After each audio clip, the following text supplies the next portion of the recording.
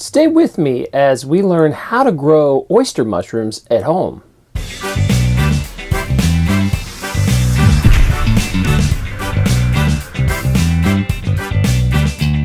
If you haven't figured it out yet, I love mushrooms. They're one of my very favorite foods, and I like trying all different kinds. Now, I am going to talk about growing oyster mushrooms in this video. And if you're new at growing mushrooms, this is kind of the first mushroom you should try. There's a very low failure rate. Oyster mushrooms can grow on just about anything, and they're very easy to get to grow, and they produce a really good crop, and they taste good. They're good texture, good consistency. It's a great starting place, and it was how I got started with mushrooms, was growing oyster. Now, if you haven't paid attention, I've put out a couple different mushroom videos, and I'll link those. You'll see like this little icon appearing up in the right corner. If you hit that, that'll take you to, I did a video on lion's mane, I did one on shiitake, and I have one on wine cap coming up. So those will be in, you just click that little link.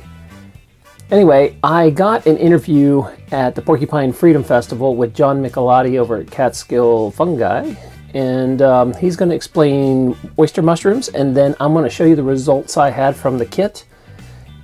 And I'm even going to compare the shiitake, my yield of shiitake, to my yield of the oyster, so you can get a little comparison of how much you could expect to get out of a kit. Hey, John MacLeod of Catskill Fungi. Today I'm going to be talking about oyster mushrooms and how to grow them. So what we have here is a kit for growing oyster mushrooms. You can order these at catskillfungi.com. What you can do with this is it's a ready-to-fruit block where you can poke holes in it and you'll get oyster mushrooms fruiting out of it. So you just mist it and keep it out of direct sunlight, and you can, this is something you can keep in your kitchen, do a homeschool project with kids, and watch the oyster mushrooms fruit out. And once they get to a certain size, you can cut them, chop them up, and eat them. They're great protein, and they're really good for you. So that's this is an easy way to get this kit and actually grow your own mushrooms. Now, there's also a variety of different ways of doing this as well. And another way to do this would be to take this sawdust block, and what this is this has the root structure of fungi within it, and it's growing on sawdust.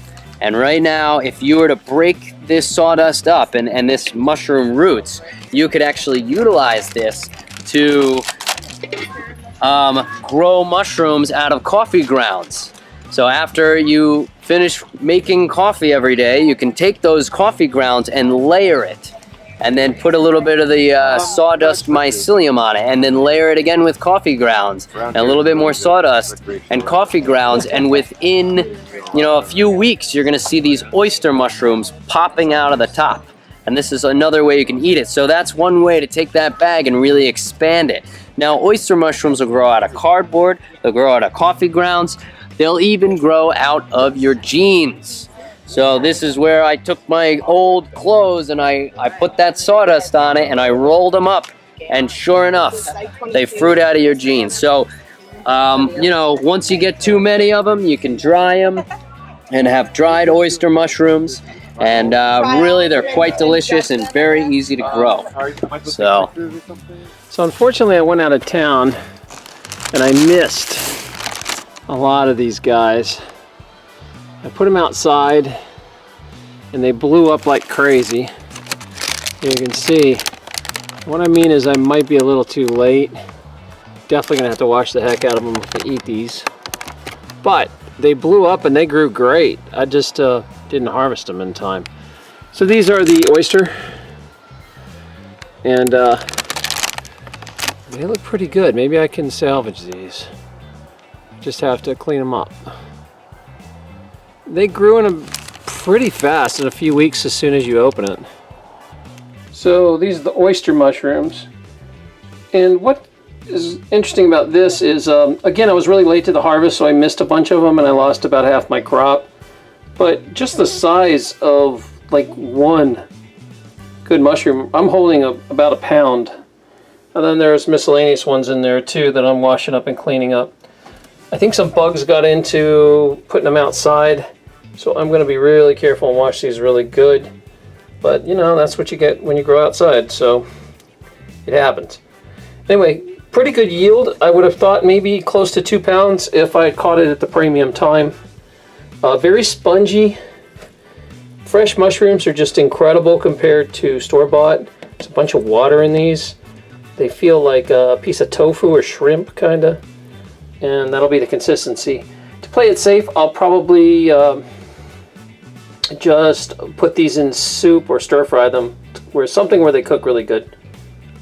So I harvested my shiitake and oysters at the same time.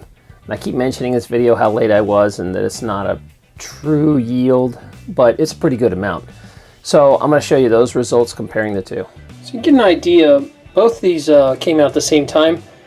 You get a pretty good amount of fresh shiitake. I mean, that's probably a pound right there altogether with some strays I found. And then you compare it to the oyster mushrooms. They're gigantic. I mean, this is my hand. And you probably get a pound and a half. Had I harvest this in time, it'd probably be almost a third or maybe even as much as double. You can get a good idea how they compare against each other.